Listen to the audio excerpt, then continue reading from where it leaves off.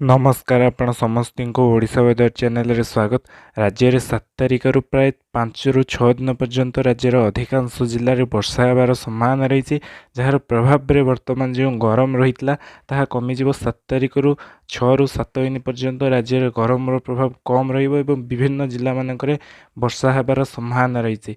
तो 7 तारिख रु क्यों क्यों जिले में क्यों क्यों तारिख में वर्षा हेब केते परिमाण हम से संपर्क में जानापी भिडियो शेष पर्यंत देख। 7 तारिख रु प्रथमे उत्तर एवं उपकूल ओडिशा रे बिजुली घड़घड़ी सह वर्षा होबार संभावना रही। केन्दुझर, मयूरभंज, बालेश्वर, भद्रक, केन्द्रापड़ा, जाजपुर, जगतसिंहपुर, पुरी, कटक ये सब जिला मानक 7 तारिख रु प्रथमे वर्षा हेब। वर्षा बिजुली घड़घड़ी सह वर्षा एवं पवन 40 रु 50 किलोमीटर रही पारे यही सब जिला मानक।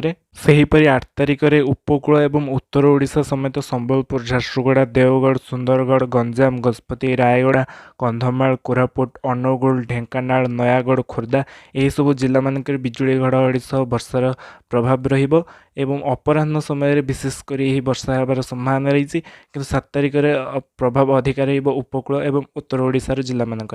8 एवं 9 तारिख में प्रभाव उपकूल एवं उत्तर ओडिशा समेत पश्चिम एवं दक्षिण ओडिशार जिला मानक। 9 तारिख में संबलपुर, सोनपुर, देवगढ़, सुंदरगढ़, झारसुगुड़ा, बरगढ़, बौद्ध यह सब जिला मानक बिजुली घड़घड़ी सह वर्षा एवं पवन हो पारे अपराह्न समय। 10 एवं 11, 12 तारिख में राज्य में अपराह्न समय विभिन्न स्थान में बिजुली घड़घड़ी सह वर्षा होबार संभावना रही।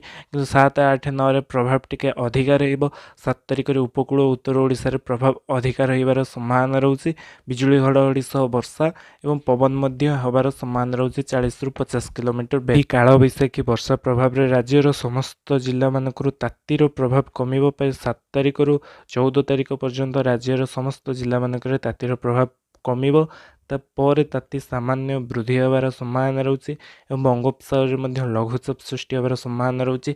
से नहीं वर्तमान स्पष्ट आकलन करा जाय नहीं। आपण माने जोड़ी रहंतु ओडिशा दर्शक सब पाणीपागर अपडेट पाइबा।